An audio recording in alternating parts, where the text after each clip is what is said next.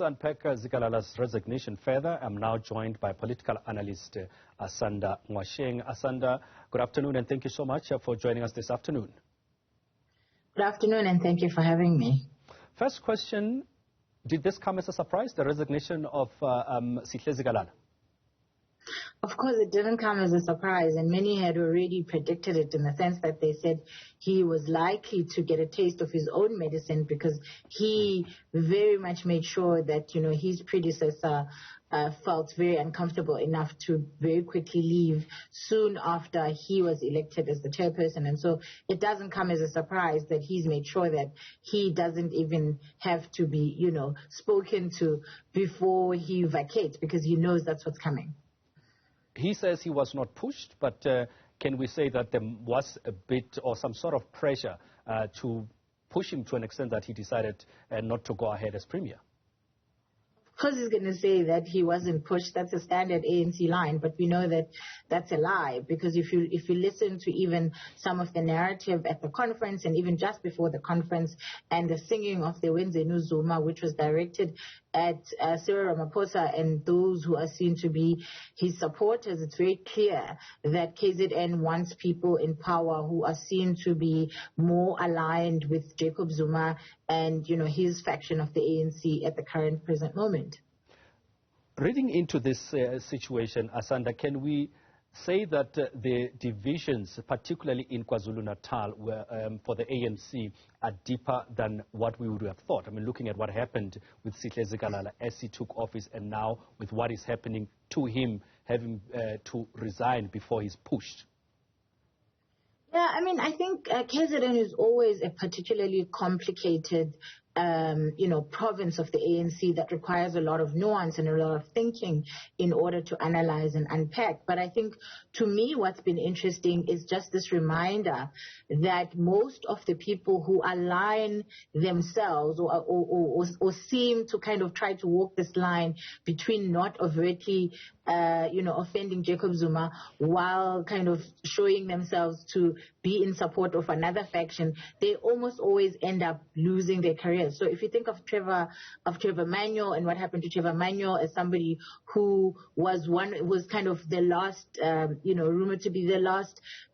minister who didn't resign and therefore kind of legitimized the Jacob Zuma cabinet of that era. We've seen what's happened to his career, which was actually on the rise, and by now maybe he would have been, the president of South Africa or even somewhere close to that. We're seeing now with somebody with the current premier who's just resigned that,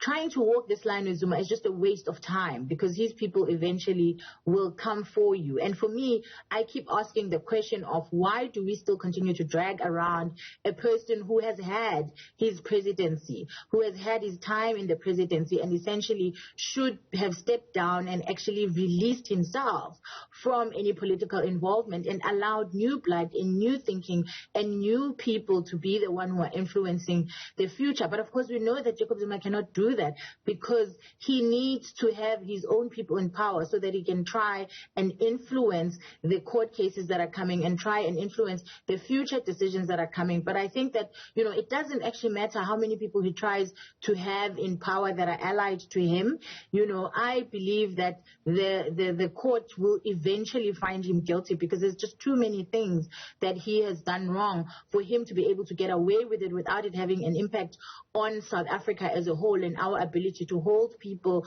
who are corrupt and who have been, who have had evidence even against them and their corruption not being found guilty. Because essentially what people kind of always forget in these situations is that it's not just South Africans who are looking to see whether Jacob Zuma lands in jail or not. It's the whole entire international system because you cannot continue to give money to people who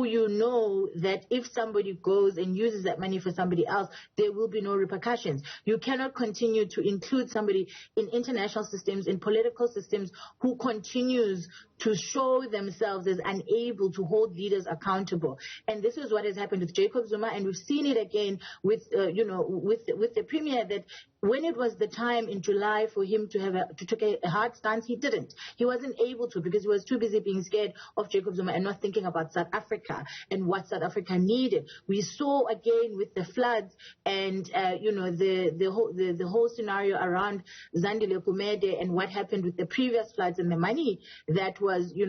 spent in corrupt ways and in very fraudulent ways. We've seen his mishandling of that, and so he deserved to actually have been removed as a premier of the KZN a long time ago because he stopped being control a long time ago. But sadly, we're not necessarily going to get somebody who's going to be looking for accountability, but rather we're going to be presented with somebody who's going to be looking to protect the former president of South Africa. And that is the sad thing for me, that we are sitting with a governing political party called the ANC, who is more interested in voting in people, in putting people in power who are there for the protection of,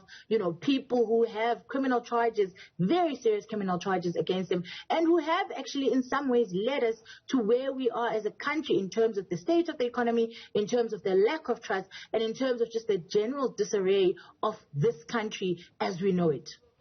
With that said, what does this say about the two centers of power that we've seen? If you remember in Gauteng, when there was a change with Panyaza Lesufi winning, they did specifically say that nothing will happen to the incumbent, and also looking into the issues of the two centers of power. Does this say then the division within KwaZulu-Natal is that deep that they could not even find some way of balancing this issue until, Sihle Zikalala's premiership ends? Yeah, I think it's not just, yes, KZN is a very particular case, and it's particularly worse in KZN. But I think in South Africa in general, we're likely to see these changes happening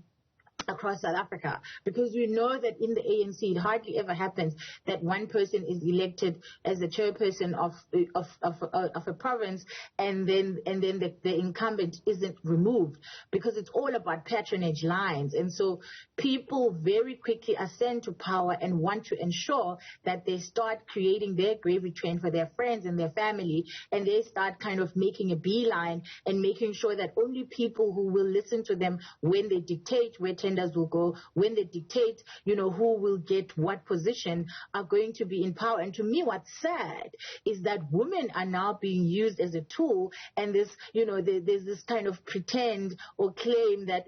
the Taliban now believes in women power. That's a lie. It's just yet another case where women are being used as a cover, because we know that whatever woman is in power is not really in power. The person that's in power is going to be the current chairperson, and he's going to be determining what is going to happen and who is going to do what when. And unfortunately, the people of KZN are going to be the biggest losers, as usual, coming out of the July unrest and the economic destruction that did, coming out of the recent floods, and many, many, many more issues that are coming up in South Africa. I don't know if they're going to make it even to 2024 to be able to, continue this so-called support of Jacob Zuma. And I don't know if South Africa itself will be able to make it to 2024 to be able to remove the ANC and end this madness.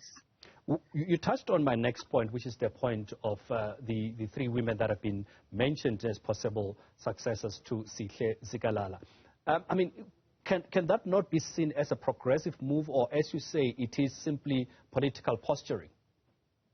It's definitely political posturing, it's definitely tokenism, and it's definitely smoke screening. And, it's really sad that women get used as smoke screens for pretend progression. If the KZN really believed in women power, they would have elected more women at the actual elections. To try and now kind of bring in somebody who's a kind of stand-in for the real leader and say, it's a woman, therefore they're progressive, it's just simply, taking South Africans for granted and thinking that they must really think that we're stupid, because it's very obvious. And there's a saying in Sepedi that says that very loosely translates to you cannot borrow someone your kingship. And so whoever is going to be in power is simply sitting on a borrowed kingship, and we know that that's impossible. And so they're just going to be a puppet of whoever the current ANC chairperson is until the next election, whereupon they will take the throne, which we know is already theirs. So what does this mean effectively in the bigger scheme of things for President Cyril Ramaphosa? Because many have said that this is clearly showing that his grasp within KwaZulu-Natal or his presidency is going to be questioned, particularly because it does look like the Zuma faction, if I can use that, has won in KwaZulu-Natal, and they will be in charge, effectively with former President Jacob Zuma ruling from the grave. Yeah, I mean, I think that, as I said, it's sad that we're sitting with somebody who, as you've rightfully said, is trying to rule from the grave, and that we're even having these discussions about a man who simply should have disappeared into the background and dealt with his court cases and his many children. It's really, it's a testament to the weakness of governance, to the weakness of leadership in the ANC, that we are even in this position. And I think just because we have a KZN, however, just because we have a KZN that is pro-Zuma, it doesn't mean that Cyril Ramaphosa is definitely done for. There's so much that could still happen. We saw in the last ANC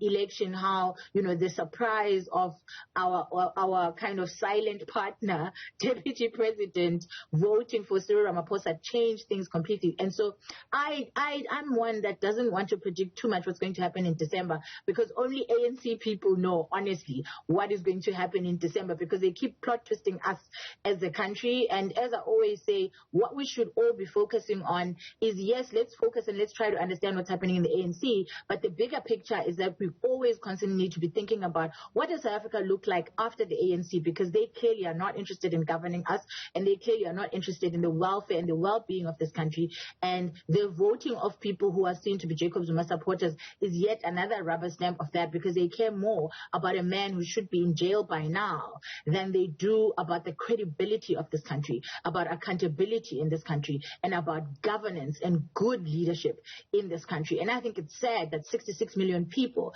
are being held hostage by a bunch of corrupt people who have shown themselves over and over again to be unable to govern, uninterested in the welfare and the well-being of South Africans, while South Africa burns, as we have seen it burning from township to township in the past kind of 2 weeks. Asanda Ngoasheng, we're going to have to leave it there, but thank you so much for coming through to talk to us this afternoon.